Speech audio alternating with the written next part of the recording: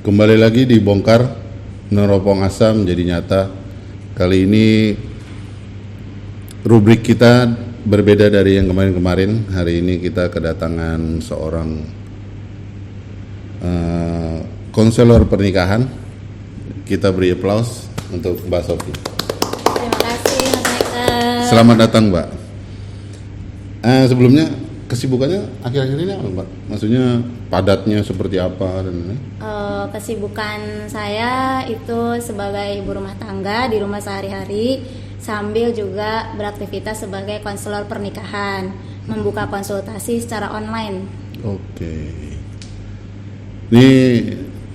Ini jadi salah satu topik yang ditunggu-tunggu kan? Gitu. Karena ngomongin pernikahan dan lain-lain. Hot topic gitu ya. Kemarin juga sempat lempar ke teman-teman, wah seru nih. Nanti kirim pertanyaan titipan deh. Oke, siap. Nih kalau ngomongin pernikahan Mbak, sebelumnya juga saya riset ya bahwa komunikasi itu kan salah satu poin penting. Nah kalau kita ngomong seberapa penting sih maksudnya komunikasi dengan pasangan itu? Jadi gini Mas Michael, misalnya nih ya, istri Mas Michael nih lagi jalan-jalan nih ke mall ya kan, Mas Michael nggak ikut, pokoknya tanpa Mas Michael lah, Mas Michael di rumah gitu, suaminya di rumah. Nah ketika perjalanan pulang, si istri ini tiba-tiba ngechat Mas Michael nih, marah-marah, aku pulang kehujanan nih naik ojek, jalan kaki ke pangkalan ojek sampai pegel, becek, baju kotor, segala macem. Dia marah tuh ke Mas Michael di chat gitu. Padahal kamu tahu kan di rumah juga mendung tuh pasti, kamu udah tahu kan.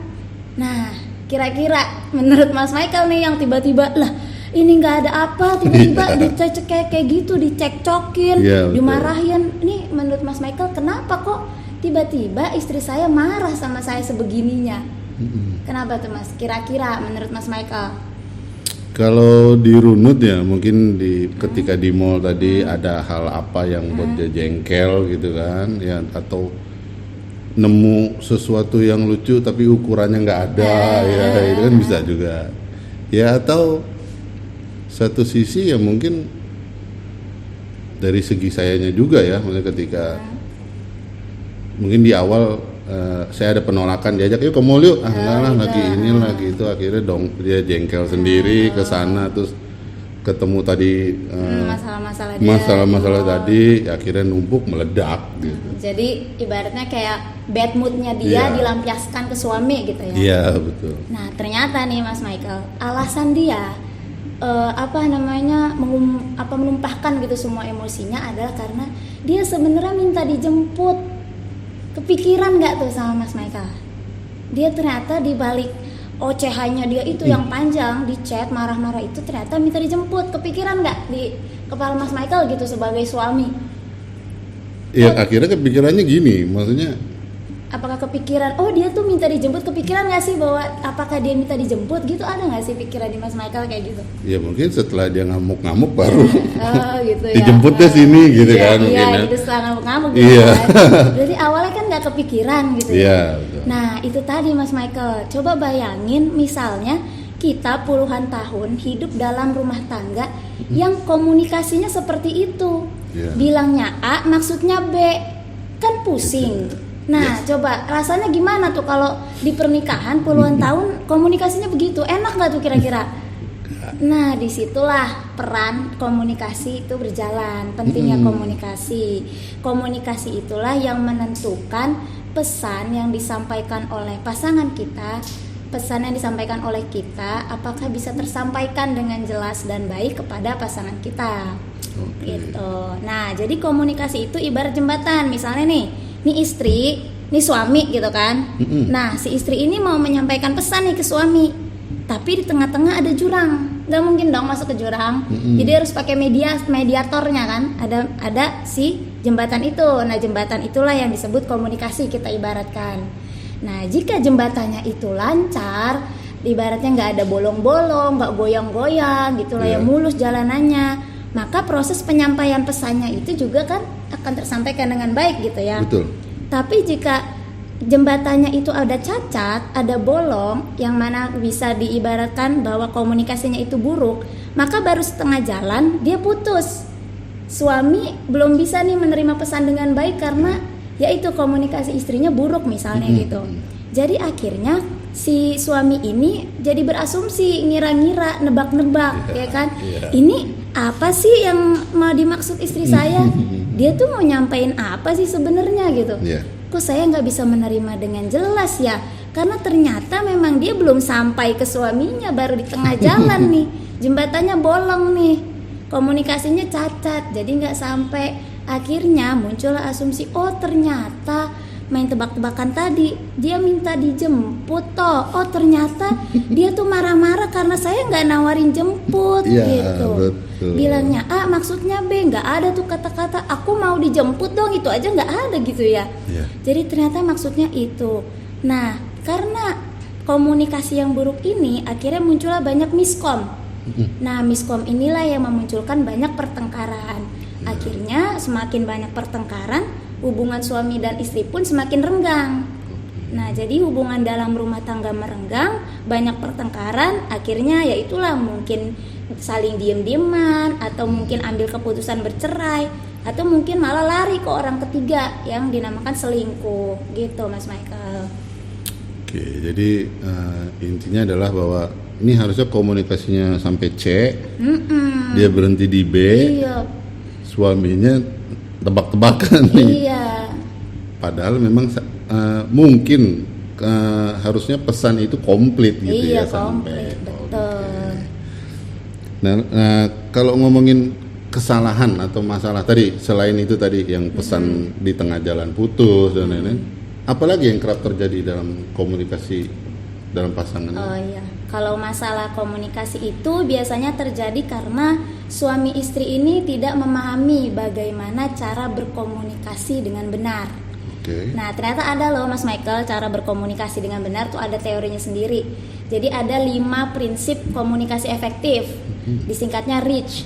Jadi R-nya itu adalah respect, E-nya itu empati, A-nya itu audible, C-nya itu clarity, sama H-nya itu humble. Jadi ada 5 nih, si 5 prinsip komunikasi efektif tadi. Nah kita bahas nih satu-satu. Yang pertama respect. Respect adalah saling menghargai kan. Nah di sini dalam berkomunikasi suami dan istri perlu saling menghargai. Contohnya gini, misalnya banyaknya gini nih, kalau dari para suami salahnya adalah misalnya ngajak makan istrinya nih keluar, yuk yang kita makan di restoran A. Nah istrinya nggak mau nih, aku nggak mau A di restoran A, aku maunya yang B aja. Biasanya para suami yang melakukan kesalahan adalah dia langsung nge-cut gitu pendapat istrinya.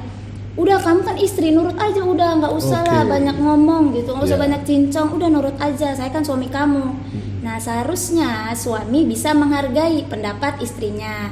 Ditanya istrinya, oh kamu maunya di restoran B, kenapa mau di restoran B, emangnya di sini kenapa? Nanti dijelaskan sama istrinya begini. Jadi kita harus pindah nggak ke restoran B, atau kamu mau di sini aja nggak apa-apa? Pindah, oke, ayo kita pindah. Kan nggak apa-apa, untuk hal-hal seperti itu nggak perlu strik-strik banget gitu ya, karena betul. Itu kan bukan hal prinsip gitu kan, soal makan doang di mana gitu. Nah itu tadi yang dari respect tadi. Kemudian dari E tadi ada empati, yaitu kita bisa merasakan kondisi pasangan kita ketika sedang berkomunikasi. Caranya gimana? Caranya listen, kita dengarkan dia. Nah misalnya kasusnya gini nih, rata-rata istri ngedumel nih, marah-marah, aku capek di rumah gitu, ngurus anak, ngurus kamu, ngurus ibu misalnya kan, sakit atau apa, nggak ada yang bantuin, aku capek, aku udah bosan, udah penat di sini.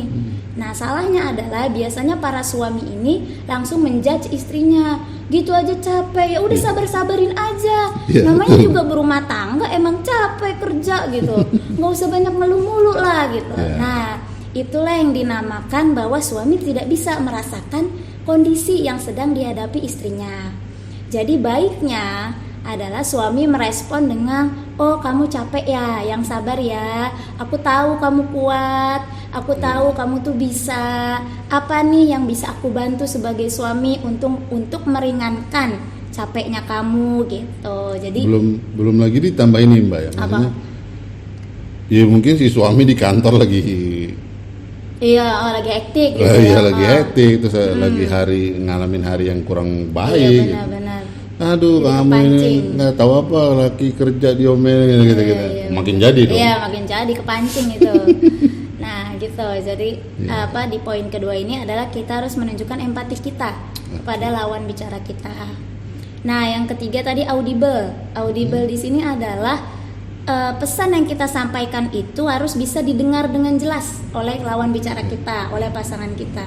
Jadi jangan sampai kita itu memberikan pesan tapi teriak-teriak gitu, dasar egois, nggak ngerti aku, disuruh ini, disuruh itu, kamu nggak mau kerjain, teriak aja kerjaannya, atau sambil nangis-nangis, yang mana kita yang dengerin jadi bengong, itu gimana sih maksudnya gitu, dia tuh mau nyampaikan apa, dan kitanya jadi kesel dong karena dimarah-marahin kan, kok aku baru pulang kerja diomelin ini itu, aku nggak tahu masalahnya apa gitu. Nah, seharusnya adalah ketika kita mau memberikan pesan ke orang, kita bicara baik-baik, ajak duduk orangnya, bicara dengan lembut, tutur kata yang baik, sopan, sehingga yang menerima pesan dari kita tuh juga merasa nyaman kan, nggak ada perasaan kesel tuh, nggak ada, karena dia dihargai gitu. Nah, itu tadi audible. Terus ke tadi apa clarity. Clarity-nya itu jelas juga sama, tapi kan kalau yang audible itu jelas secara pendengaran ya, maksudnya harus bisa ditangkap dengan jelas. Kalau clarity ini jelas SPOK-nya. Benar-benar jelas. Kasusnya contohnya kayak yang tadi tuh, yang kayak istri minta dijemput. Itu nggak ada sama sekali kata-kata dia minta dijemput kan, nggak ada gitu sama sekali. Nah jadi kita nggak bisa tangkap dong apa yang dia maksud gitu. Nah itu sering banget kejadian dan biasanya perempuan. Kamu harus peka dong tanpa aku kasih tahu. Lah gimana bisa peka tanpa dikasih tahu? Suruh nerawang otak, nerawang isi hati kan nggak mungkin gitu kan. Nah jadi SPOK-nya harus jelas. Ketika kita mau memberikan pesan, kita minta tolong, misalnya sampaikan, aku minta tolong dijemput di sini jam segini, bisa atau enggak? Nah gitu. Itu yang harus terucap. Itu udah sekalimat pendek itu aja, nggak usah ngeluarin emosi, air mata, drama ya kan, capek sendiri gitu. Nah jadi di clarity ini adalah ya jelas SPOK-nya, sesuai tujuan, tek tek tek. Nah jadi biar kita juga langkahnya jelas kan, selanjutnya apa. Kemudian yang terakhir ada H, yaitu humble. Humble di sini adalah kerendahan hati, yang mana artinya ketika kita sedang berkomunikasi dengan pasangan kita, itu kita harus bersikap sederajat, dalam artian jangan sampai ada rasa merendahkan, rasa lebih hebat gitu. Nah contoh kasusnya juga banyak nih di klien-klien saya. Jadi misalnya nih pintu rusak, suami benerin nih pintu, tapi nggak bisa, istrinya nawarin bantuan, sini aku bantuin, suaminya malah bilang, aku aja nggak bisa, apalagi kamu. Nah, yang begitu tuh, menurut istrinya, lah aku bisa kok dia malah nggak menghargai aku, emang dikira aku nggak bisa, jadi ribut kan. Baiknya adalah kalau misalnya kita ditawari bantuan, ya udah terima bantuannya, bersyukur, berterima kasih. Jadi nggak perlu ada rasa lebih hebat, paling bisa, dan malah merendahkan pasangan kita yang berujung pada pertengkaran tadi karena muncul rasa tidak dihargai sebagai pasangan. Gitu Mas Michael.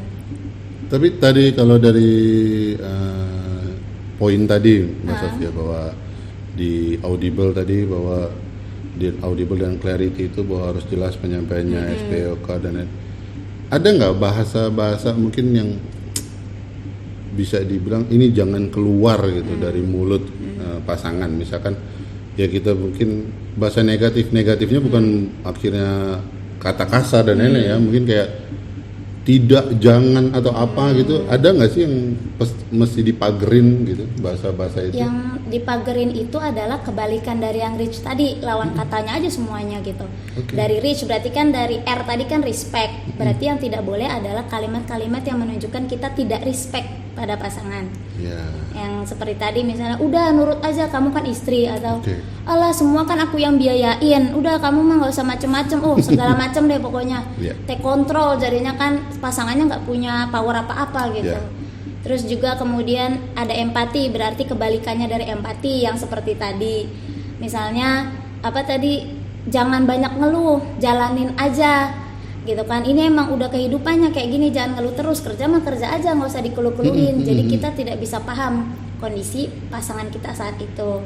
Kemudian yang audible berarti tadi, yaitu tadi jangan sampai kita ngomong sambil teriak-teriak atau sambil nangis atau sambil dari jauh gitu kan, tolong ini tolong, terdengar juga enggak, jangan sampai kayak gitu. Nah kemudian juga tadi yang cek clarity, yaitu tadi jangan sampai main kode-kodean. Nah kuncinya tuh harus jelas, minta A bilang A, jangan minta A bilang Z, itu bikin otak orang itu teka-teki gitu ya, kayak lagi di labirin, boro-boro belum tentu ketemu gitu. Atau yang keluar kata-kata pamungkas terserah. Iya benar ya, udah itu. Ya, udah. Oke. Udah mending keluar. Oke. Cari angin udah daripada bingung. Udah jangan sampai kode-kodean aja, itu haram dah dalam pernikahan, kode-kodean itu haram tuh ya. Udah. Nah kemudian yang H tadi humble, itu tadi jangan sampai kita merasa tinggi hati. Misalnya sebagai suami karena punya power, berkuasa sebagai pemimpin, terus satu-satunya pencari nafkah, akhirnya bisa merendahkan pasangannya. Atau mungkin istri yang merasa gajinya lebih besar dari suami, atau mungkin merasa udah berkontribusi dalam berumah tangga, misalnya dia memenuhi kebutuhan ini, jadi merasa tinggi hati juga, aku kan udah bayarin ini, bayarin itu. Jangan sampai juga merasa seperti itu. Jadi tetap harus rendah hati dalam berkomunikasi dengan pasangan gitu. Kalau dari klien Mbak Sofi sendiri ya, maksudnya paling besar apa sih yang sering mereka curhatin gitu ke Mbak Sofi? Sebenarnya mereka itu sudah menceritakan masalah yang berat, tapi akarnya kalau dikulik-kulik itu balik lagi ke komunikasi, Mas Michael. Ada sih yang emang mereka itu salah pilih pasangan dari awal tuh, ada kayak misalnya nih mereka menikahi pecandu. Udah tahu dari awal candu, udah tahu, tapi mereka itu berharap bahwa nanti juga berubah pas nikah gitu, dan akhirnya kebablasan. Udah gede nih masalahnya gitu. Cuman kan saya nggak bisa ngasih saran, ya gimana kamu nikahnya sama pecandu, emang begitu kan, nggak mungkin, tetap harus ada usaha untuk memperbaiki ya kan, gitu. Tapi seringnya ya masalah komunikasi tadi ujung-ujungnya. Tadi Mbak Sofi sempat bilang sempat nyentil masalah ekonomi ya tadi ya, kayak terkait salah satu mungkin penghasilannya yang lebih besar dan lain-lain.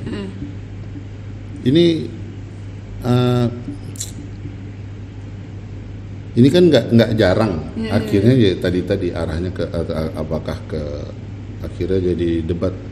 Yaudah gaji, misalkan gitu ya, lebih gede, akhirnya dibandingin dan lain-lain. Nggak jarang juga akhirnya larinya ke perselingkuhan. Ini gimana menurut Mas Sofi? Kalau si faktor ekonomi tadi ya. Jadi emang faktor ekonomi ini berperan besar dalam masalah rumah tangga yang kayak perceraian atau perselingkuhan. Tapi nggak cuma ekonomi aja ya, cuman ini salah satu aja. Nah itu karena ekonomi ini kan berarti berkaitan dengan nafkah nih Mas Michael.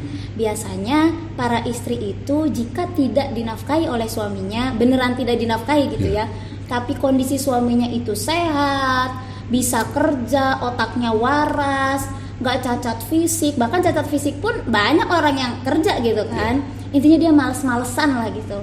Nah itu menjadikan para istri ini pengennya pisah aja udah gitu, ngapain saya nggak dinafkahi kok masih tetap bertahan. Dan itu gugatan seperti itu dibolehkan.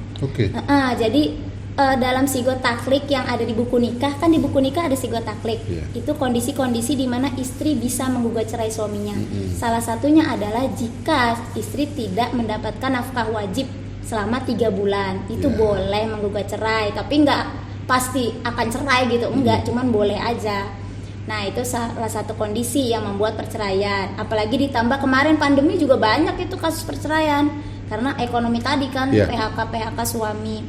Nah ada juga yang kondisi di mana sebenarnya nafkahnya tercukupi, punya pakaian yang layak, punya hunian yang layak, walaupun ngontrak, tinggal di rumah mertua, terus juga dapat makan, gak kelaparan, tapi istrinya ini tetap merasa tidak cukup, gitu. Padahal mah cukup kalau dicukup-cukupin, tapi ternyata keinginannya lebih besar daripada kenyataannya. Mampunya beli tempe, makannya daging tiap hari, ya kan? Mampunya beli motor, malah beli mobil. Mampunya ngontrak, malah beli rumah. akhirnya yang datang ke dalam rumah tangga kan masalah, Ya. hutang lah, ya kan, terus juga uang semakin menipis karena kan keinginannya banyak banget tuh yang dia mau gitu kan. Jadi karena tidak bisa menyesuaikan keinginan dengan kenyataan, akhirnya muncul rasa tidak bersyukur dan tidak bisa memanage keuangan dengan baik gitu. Keuangannya jadi rusak dan merasa ya udah saya cerai aja dengan dalih tidak dinafkahi, padahal ya dinafkahi cuman dianya aja yang tidak bersyukur gitu. Nah, ada juga nih faktor ekonomi yang karena istrinya ini merasa kan gajinya lebih banyak dong. Jadi ketika dia ada masalah dalam rumah tangga, bercerai pun diungkit-ungkit. Terus kemudian ketika bercerai pun dia nggak ada takut-takutnya karena ya saya bisa menghidupi diri saya sendiri gitu. Cerai-cerai aja gitu. Jadi tidak ada yang dipertahankan sama dia. Gitu. Itu sih kalau dari faktor ekonomi, Mas Michael. Ya, berarti ya kalau kita sering lihat di sinetron itu bener gitu ya, itu bener ya, iya betul. Terinspirasi kan itu dari cerita-cerita keluarnya. Si istri minta ini suaminya mungkin sebagai jualan apa kekurangan ini, akhirnya berarti sinetron itu khusus sinetron itu tetap untuk ditonton. Bahkan kadang kasus kenyataan juga lebih parah dari sinetron. Ya kalau ngomongin ini pertanyaan titipan itu. Titipan. Banyak yang nitip ya. Iya tadi kita udah arahnya ke perselingkuhan, perceraian.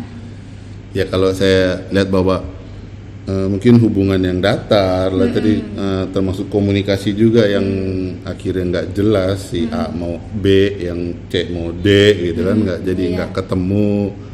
Lalu mungkin juga ada kebiasaan buruk yang tidak bisa diterima gitu ya, dan akhirnya ketemu orang baru yang bikin nyaman dan seger banget itu ya, waduh. Baru dicoba ya kan. Jadi ini gimana maksudnya, saya tadi itu kan alasan-alasan itu ya, menurut Mbak Sofi sendiri, dari pandangan Mbak Sofi ini harusnya menyikapinya seperti apa? Jadi ada dua nih yang harus diperbaiki, Mas Michael. Yang pertama, perbaiki komunikasinya dulu, yaitu menggunakan 5 prinsip tadi. Nah, jadi ketika kita itu sudah bisa memperbaiki komunikasi, kita jadi tahu dong kebutuhan pasangan kita. Kamu maunya tuh diapain sih? Oh, kamu tuh karakternya seperti ini, harusnya diginiin misalnya gitu. Jadi kita tahu betul lah diri dia dengan sebaik mungkin karena komunikasi kita baik gitu. Nah, kemudian yang kedua, kita juga harus bisa memahami peran sebagai suami dan istri. Jadi peran utama suami ini kan pemimpin keluarga ya kan. Tugas utama pemimpin keluarga adalah otomatis mengambil keputusan. Keputusan akhir tuh harus ada di tangan suami. Debat tetap keputusan akhirnya di tangan suami, itu kuncinya gitu. Nah, tugasnya istri, perannya istri itu berarti kan pengikut dong. Karena di rumah tangga itu hanya boleh ada satu kepala. Nggak bisa istri jadi pemimpin juga, bentrok kepala ketemu kepala pecah ya kan. Nah, jadi tugas istri sebagai pengikut adalah taat pada keputusan suami selama tidak melanggar syariat. Itu tuh garis bawahnya. Jadi misalnya nih lagi diskusi adem ayem gitu kan, ngobrol santai, ketemu nih perbedaan pendapat. Di debat ternyata kita udah bisa merasakan nih, oh ini kayaknya ujungnya debat kusir nih, nggak selesai nih. Nah, yang harus dilakukan adalah istrinya ngalah, nurut sama apa kata suami. Selama itu tadi tidak melanggar syariat, udah ngalah, stop pertengkarannya sampai situ gitu. Tapi kalau misalnya suami mulai nyeleneh, keluar dari koridor syariat, misalnya nyuruh istrinya nyuri lah, nyuruh istrinya apalah, itu ya jangan diladenin. Apalagi kalau misalnya suaminya zalim nih sama istri, udah mulai KDRT, pokoknya udah mulai melakukan kezaliman, maka istri jangan nurut-nurut aja, jangan terima-terima aja digituin. Harus speak up, harus bela dirinya, karena dirinya sudah diperlakukan tidak layak gitu, Mas Michael. Jadi bisa dicoba perbaiki 2 hal tadi, insya Allah bisa meminimalisir pertengkaran di rumah. Oke. Berarti kalau kita agak mundur gitu, bahwa sebelum masuk ke pernikahan tadi, banyak lah yang bilang aku bisa terima kamu apa adanya, aku terima kekurangan kamu yang udah paling terbaik. Ya bisa dibilang itu hanya cuma kata-kata. Ya kalau kita ngomong ya omong kosong mungkin ya. Iya, betul. Jadi buat perempuan di luar sana gitu. Iya, gimana? Ya, kalau ada yang begitu ditelaah dulu beneran nggak sih gitu, karena tadi efeknya nanti setelah nikah, ketika katanya bisa terima aku badannya nggak bisa nyapu misalkan, lu kotor banget rumah kan, ngapain aja lu di rumah kan begitu kan. Iya benar. Akhirnya berantem dan lain-lain. Lalu terkait dengan ini Mas Nabi, tadi ngomongin peran suami istri dan sebagai orang tua gitu. Semestinya seperti apa? Maksudnya esensinya sebagai orang tua nih? Ya, sebagai orang tua. Oke. Kalau sebagai orang tua, suami istri ini harus bekerja sama nih Mas Michael dalam mengasuh dan mendidik anak. Ini banyak banget terjadi yang nggak tahu ya mindset dari mana, mindset jadul, kolot atau gimana, bahwa ayah itu tugasnya cari uang. Iya. Jadi ibaratnya ayah berarti mesin ATM gitu ya, udah cari uang aja. Nah, anak diasuh sama ibu gitu kan. Jadi anak full diasuh sama ibu, padahal ini anak berdua gitu, anak keinginan berdua. Tapi suaminya nggak mau ikut untuk mengasuh dan mendidik. Jadi pengasuhan dan pendidikan full diserahin ke ibunya. Diminta tolong untuk main sama anak nggak mau, diminta tolong bantuin istri ketika lagi capek nggak mau, tapi giliran bikin anak tuh semangat gitu. Jadi itu sangat jomplang gitu kan, berat sebelah banget ya. Nah itu tadi, jangan sampai seperti itu. Jadi ada baiknya bisa menjalin kerjasama, karena efeknya adalah ketika timpang sebelah nih, jadi suaminya nggak mau ikutan, bodo amat gitu, dan akhirnya ibunya yang kerja keras untuk mengasuh anak, itu berefek ke mereka semua, ke ayah, ke ibu, ke anak. Nah jadi ketika ibu lelah mengurus anak, ngurus rumah tangga, punya masalah sama suami, dia merasa berjuang sendirian, itu akhirnya anak kena imbas, dia emosian ke anak, anak dimarahin ya kan, anak dipukul, anak disakiti. Nah suaminya juga kena imbas, diomelin juga dong suaminya gitu. Nah anaknya merasa dia tidak disayang oleh orang tuanya. Dia pergi ke ibu, dimarahin sama ibunya. Dia pergi ke ayah, dia nggak kenal sama ayahnya, karena kan ayahnya nggak pernah sama dia gitu. Jadi suami dan istri ini ketika sudah jadi orang tua perlu kerjasama yang bagus dalam mengasuh dan mendidik anak. Misalnya ayah pas lagi free time mainlah sama anak, jadi ibunya bisa istirahat gitu kan. Atau misalnya ayah ngajarin ini itu ke anak, apa yang dia bisa, mungkin tentang kepemimpinan, mungkin ajak anak jalan-jalan, apapun itu bisa. Atau misalnya ibunya lagi capek nih, minta tolong ayah untuk belanja ke warung lah, mungkin sekedar nyuci piring gitu kan, itu kan nggak apa-apa, bantu-bantu sedikit gitu. Jangan sampai tidak ada kerjasama sama sekali. Karena ketika anak sudah tahu bahwa orang tuanya harmonis nih, bekerja sama mengasuh dan mendidiknya, anak akan merasa dicintai oleh keduanya gitu Mas Michael. Ini saya tiba-tiba terpikir pertanyaan, tadi kita mundur ke perselingkuhan dan perceraian. Ini kayak topik seru gitu ya. Bahwa gini,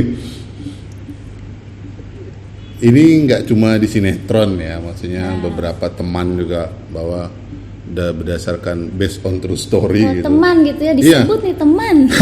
Teman gitu. Bahwa ketika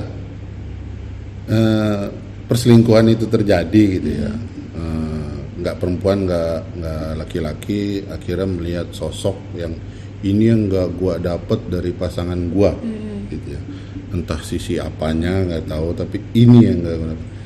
Nah gimana ini kalau kita ngomongin komunikasi dari awal, harusnya sudah tahu gitu kan bahwa istri gua kita nggak ngomong plus minus gitu ya, istri gua di sisi ini begini, di sisi ini dia lebih baik dan lain-lain.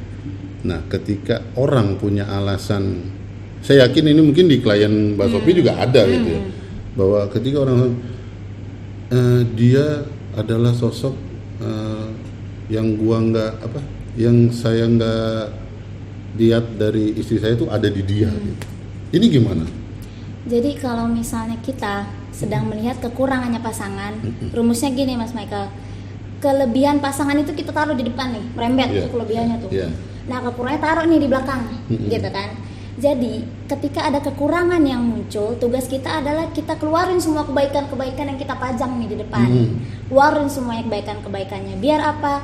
Biar hati kita bisa lembut lagi, bisa luluh lagi, dan akhirnya muncul rasa bersyukur dengan pasangan kita dan bisa menjalani hidup dengan pasangan kita tanpa banyak mengeluhkan kekurangannya.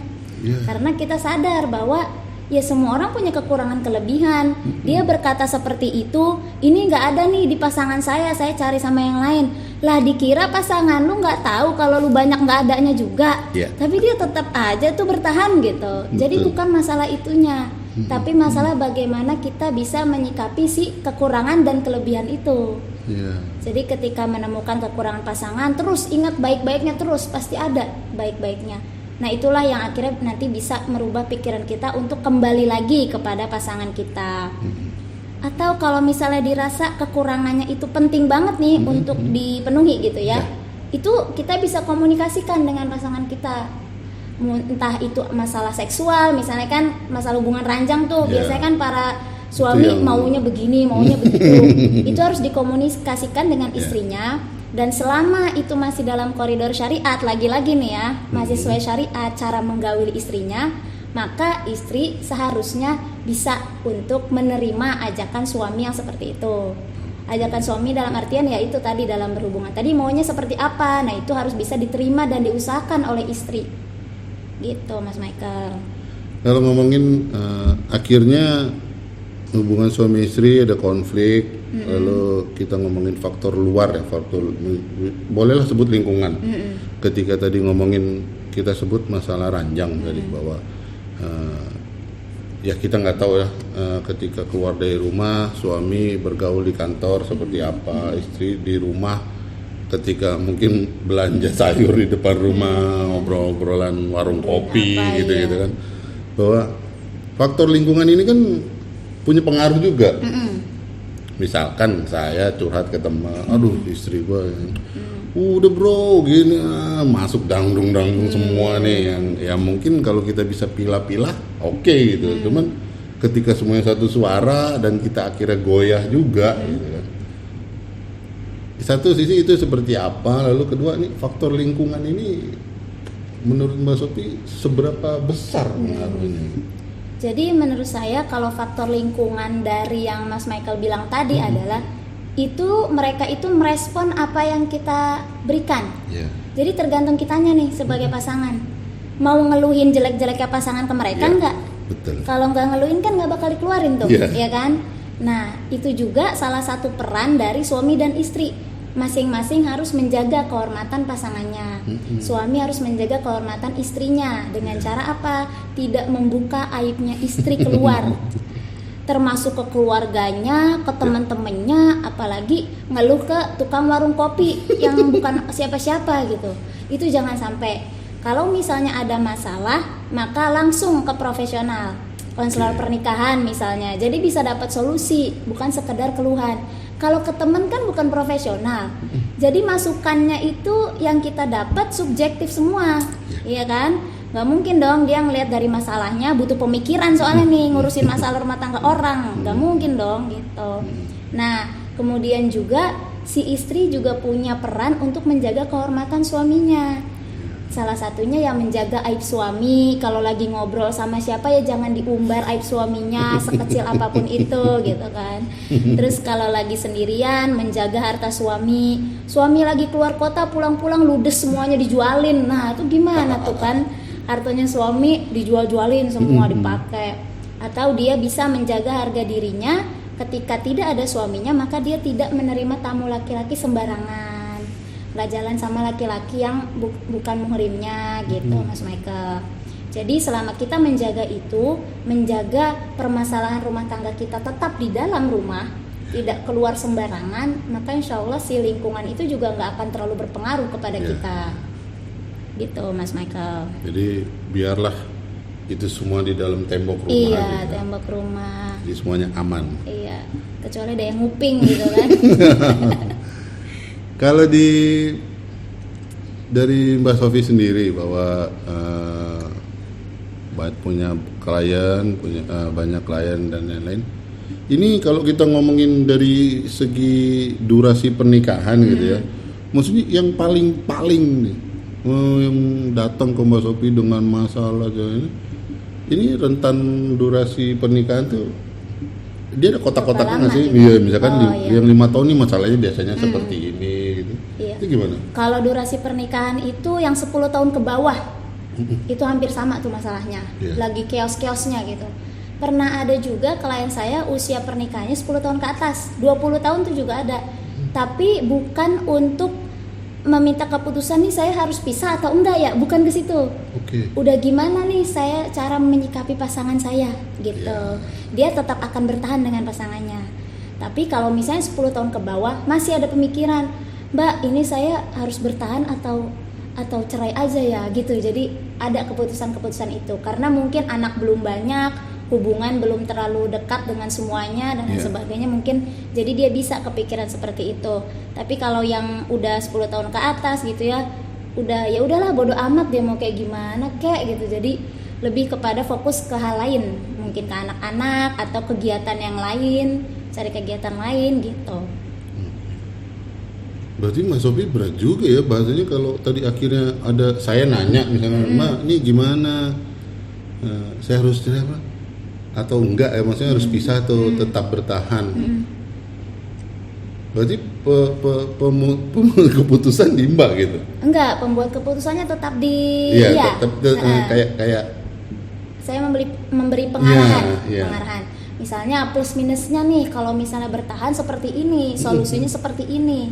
Nah, ketika berpisah juga plus minusnya seperti ini, kondisi yang akan dialami seperti ini. Ini saya beri gambaran. Iya. Semua keputusan akhirnya ada di di klien gitu. Dan saya selalu dalam artian kalau masalah itu tidak berat gitu ya, maksudnya benar-benar ini mah udah harus cerai aja gitu. Nah, itu tidak akan saya sarankan untuk bercerai. Oke. Gitu. Mediasi kalau Iya, kalau di mediasi. pengadilan tuh mediasi dulu gitu iya, ya. seringnya ada mediasi dan akhirnya ya sama bersatu lagi. Pernah nggak selama buka konsultasi itu, terus akhirnya Mbak sudah menyarankan untuk tidak, tapi karena memang sudah tidak bisa bertahan, akhirnya berpisah. Terus setelah berpisah mereka nyesel nih, akhirnya nyalain Mbak, oh, gimana sih gitu? Oh, kalau menyarankan berpisah itu saya nggak lakukan itu, Mas Michael. Jadi saya hanya memberi gambaran. Tugas saya adalah membantu mereka menyelesaikan masalahnya sendiri. Gitu. Saya beri solusi-solusinya, gambaran-gambarannya. Mereka berdua yang memutuskan. Nah, pernah juga pada akhirnya adalah mereka ini menyadari nih bahwa kayaknya saya baiknya cerai aja deh, gitu kan. Nah, saya bilang, kalau kamu sudah menyadari dalam artian plus minusnya kamu siap hadapi segala macam, itu jadi keputusan kamu ya silahkan. Tapi ujung-ujungnya toh nggak jadi cerai juga gitu. Jadi saya alhamdulillah sampai sekarang belum pernah nemuin yang sampai nyalahin saya balik gitu, disuruh cerai terus saya jadi disalahin gitu, alhamdulillah sih enggak. Ya, mungkin aja ada yang tahu ujuk-ujuk datang, gimana sih Mbak katanya. Itu kayak saya langsung berhenti jadi konselor deh. Kayak langsung shock gitu. Nih kalau ngomongin pasangan muda, Iya. ya milenial kan lagi, ya mungkin mereka di zaman sekarang kan lagi zamannya mereka nih ya, maksudnya mungkin sudah berpenghasilan lalu dan lain-lain. Mbak Sophie punya gambaran atau pandangan untuk mereka nih yang ingin membina rumah tangga misalkan ya, bahwa tadi segi komunikasi, lalu faktor-faktor apa lagi yang harus diperhatikan? Oh, dalam memilih pasangan ya? Ya, Apa boleh gimana? dalam memilih pasangan, lalu ketika akhirnya memutuskan untuk ke jenjang yang lebih tinggi dari mungkin mereka sebelumnya pacaran lalu bernikah. Nah, ini mungkin ada apa gitu masukan atau tips untuk mereka? Kalau tips saya buat yang masih jomblo gitu kan, mau nikah, nah itu satu, harus benar-benar tahu pernikahan itu seperti apa. Tapi kan karena masih muda, jadi setidaknya belajarlah ilmu pernikahan, kelas-kelas pranikah kan banyak, itu diikutilah gitu. Biar tahu gitu, peran saya sebagai suami itu seperti ini, peran saya sebagai istri seperti ini, nanti masalah yang akan kita hadapi itu seperti ini, di rentang-rentang usia pernikahan segini. Jadi nggak yang kaget tiba-tiba gitu, Misalnya pas pacaran adem ayem, lah kok pas baru nikah tiba-tiba kayak monster. Nah ini kan ngagetin banget gitu ya. Nah jangan sampai seperti itu gitu. Jadi butuh bekal ilmu untuk berumah tangga. Kemudian satu lagi bekal niat. Niatnya apa? Menikah tuh niatnya apa? Tujuan menikah tuh apa? Nah itu perlu banget tuh tujuan menikah. Jadi jangan sampai tujuan nikahnya tuh karena udah terlanjur pacaran 10 tahun masa nggak nikah gitu. Jangan sampai kayak gitu. Jangan sampai juga nikah karena misalnya mau punya anak, aku pengen punya anak jadi nikah. Jangan sampai juga nikah karena dikejar usia, udah usia segini tapi belum nikah akhirnya nikah. Pokoknya jangan sampai kita itu menikah punya tujuan yang untuk menguntungkan diri kita sendiri. Karena nantinya ketika tujuan-tujuan itu tidak kita dapatkan dalam pernikahan, loss. Ngapain lagi dong saya di sini? Tujuan saya nggak ada. Mau punya anak nggak bisa. Mau punya suami yang baik, istri yang baik, ternyata begitu kelakuannya. Ngapain dong saya nikah gitu? Nah, tujuan ini diperbaiki. Apa tujuannya dalam menikah? Ibadah kepada Allah. Jadi niatkan untuk ibadah kepada Allah. Karena ketika kita niatkan pernikahan kita itu tujuannya untuk ibadah kepada Allah, maka masalah-masalah yang datang ke dalam rumah tangga kita akan kita anggap sebagai ujian dalam beribadah. Sholat aja kan ujiannya banyak kan Mas? Ya kan, tiba-tiba kepikiran jemuran, tiba-tiba ngantuk, tiba-tiba badan gatel rasanya pengen garukan terus gitu, tiba-tiba kerasa pengen buang angin lah, segala macam tuh banyak banget. Apalagi pernikahan ya kan, yang durasinya tuh bukan 5 menit kayak sholat, tapi udah puluhan tahun. Jadi ujiannya juga kelas kakap. Mungkin pasangannya selingkuh, mungkin udah nggak dikasih anak berbelas-belas tahun gitu kan, nggak bisa punya anak, mungkin punya mertua yang dianggap toksik, macam-macam deh pokoknya ujiannya. Nah, ketika ujian-ujian itu datang, akhirnya kita ingat, oh iya, ini kan emang ujian dari ibadahku. Akhirnya kita kembalinya ke Allah, ya kan, larinya ke Allah, dekat lagi sama Allah, minta difokuskan lagi tujuan pernikahannya, minta dikuatkan lagi imannya, ikatan cintanya, kemudian minta diberi solusi ini harusnya gimana. Nah, ketika kita tujuannya tidak ibadah kepada Allah seperti yang saya bilang tadi, maka masalah yang datang di dalam rumah tangga kita anggap sebagai petaka. Artinya merugikan kita. Ujung-ujungnya rugi banget aku nikah sama dia ya. Aku mau punya anak malah jadi nggak punya anak gitu kan. Lah, aku mau nikah sama orang misalnya yang banyak kelebihannya, ini malah aku capek ngurusin kekurangannya dia semuanya aku yang ngurusin, aku penuhin, aku nggak dapat apa-apa. Akhirnya dia menyesal karena tujuan pendeknya yang dia buat itu tidak dia terima. Akhirnya muncullah, udahlah cerai aja, ngapain bersatu kalau kayak gini, nggak ada tujuan, masa depan nggak jelas, dia beda, aku beda itu. Jadi muncullah di situ. Jadi saran saya adalah ketika kita punya masalah, maka perbaiki masalahnya, jangan malah hancurkan pernikahannya. Datang ke profesional, minta bantuan, jangan malah datang ke selingkuhan. Apalagi langsung datang ke pengadilan agama ngurus perceraian tuh, jangan gitu. Kayaknya opsi kedua itu lebih deh. Lebih banyak yang milih. Cepet gitu ya. Iya, jadi jangan sampai ada masalah tapi malah kita menghancurkan pernikahannya gitu. Oke. Tapi gini, ini saya dari tadi bahwa yang tadi Mbak bilang kita ke sisi debat kusir ya. Ketika suami bilang A gitu ya, ternyata si istri tahu ini akhirnya ujung-ujungnya debat kusir nih.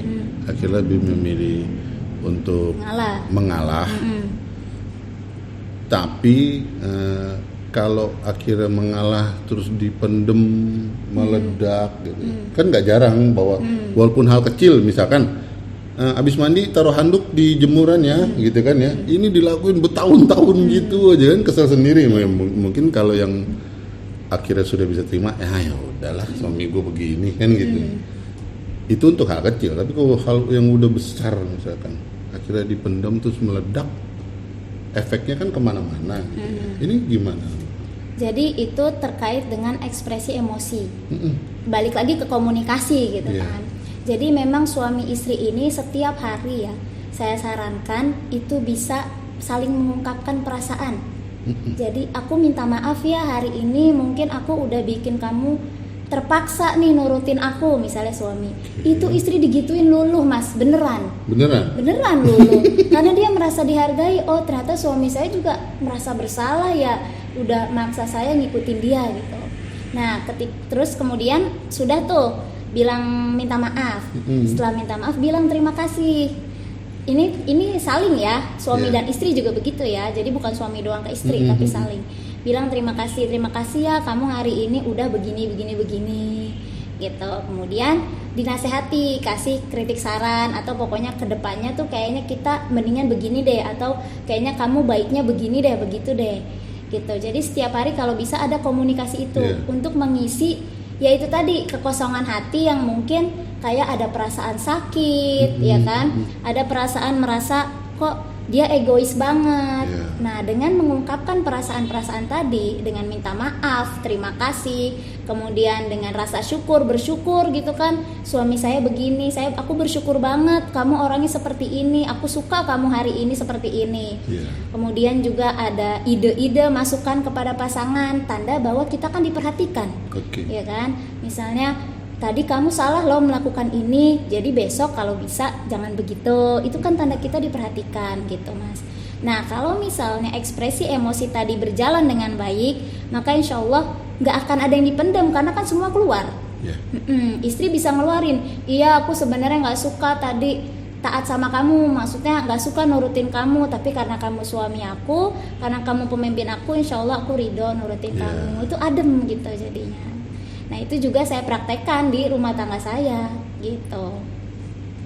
Tapi fenomena yang terjadi adalah ketika semua itu dilakukan, akhirnya muncul sebuah kalimat pamungkas, wah ada maunya nih.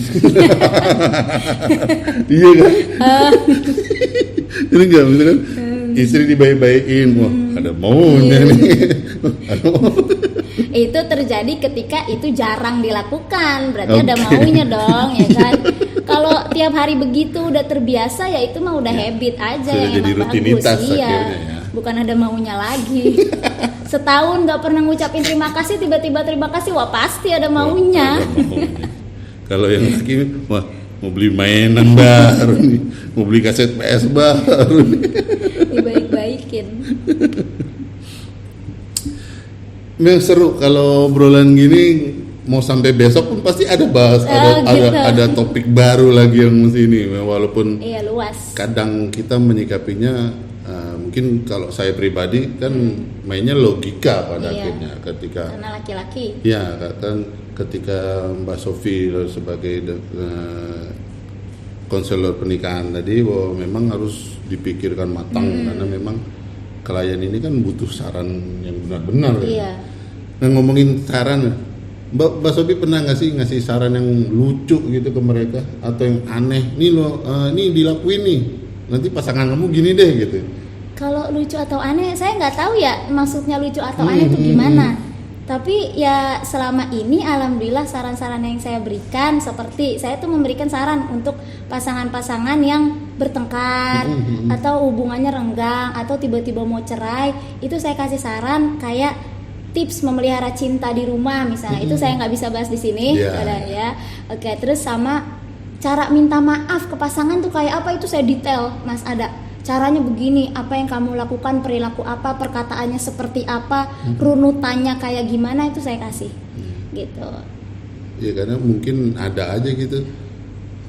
Kalau kita balik lagi ke film, ya bahwa gue disuruh ini nih sama konselor gue nih, gitu kan, hal lucu misalkan kayak apa kayak gitu. Tapi memang kadang akhirnya jadi sebuah senyuman gitu. Iya gitu. Itu ya mungkin saya pikir Mbak Sofi pernah ngasih hal belum pernah. Yang nyeleneh. Konyol gitu. Iya. Belum. Ngobrolin emang seru sih ngobrolin pernikahan, perselingkuhan, teman-teman juga di kantor. Saya tadi cerita kayak kemarin ketika saya kasih tahu ada ini Mbak Sofi mau kesini konselor pernikahan. Wah, mau nitip pertanyaan ini. Teman jangan jauh-jauh dari hal-hal yang Ya kalau masalah seksual ya oke lah gitu ya, karena memang itu salah satu kebutuhan juga kan. Nah, ini sebelum di akhir obrolan seru kita. Udah nggak kerasa ya. Ini sudah hampir 2 jam kayaknya. Ya. Mbak Sofi mungkin punya apa closing statement dari Mbak Sofi terkait ya mereka di luar sana yang mungkin yang ingin membina, lalu mungkin juga sedang punya masalah gitu ya, baik yang ringan tapi mengganjal bertahun-tahun atau yang berat baru muncul juga gitu. Boleh silakan Mbak Sofi. Okay. Jadi mungkin saran dari saya adalah jangan menganggap pernikahan itu sesuatu yang sepele gitu. Karena yang saya lihat nih, kalau dari fenomena-fenomena itu lebih banyak fokus kepada parenting, yang mana anak. Tapi giliran hubungan dengan pasangan lebih banyak yang cuek. Jadi sudah bermasalah tapi dibiarkan gitu. Oh ya udahlah biarin aja, emang suami saya kayak gitu, emang istri saya kayak gitu. Padahal sebenarnya tidak. Karena ketika kita mau melakukan pengasuhan dan pendidikan kepada anak dengan baik, maka hubungan dengan pasangan harus baik. Karena kan anak dididik dengan ayah dan ibu dong. Ayah dan ibunya harus baik, harus harmonis, harus menjadi contoh orang tua yang baik. Ketika anak melihat orang tuanya sering bertengkar, ya nggak mungkin tujuan dari pendidikan dan pengasuhan itu tercapai, ya kan?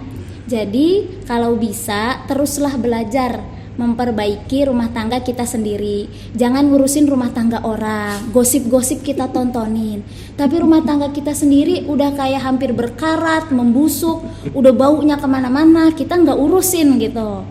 Jadi belajarlah untuk mempertahankan, memelihara keharmonisan rumah tangga kita dengan belajar ilmu-ilmu pernikahan, ikut kajian-kajian misalnya yang membahas pernikahan, seminar-seminar, atau nonton podcast yang kayak gini nih, yang ada bahasan tentang pernikahannya gitu. Upgrade teruslah ilmu pernikahan dan perbaiki pernikahan kita jika memang sudah diambang kehancuran gitu. Itu sih dari saya, Mas.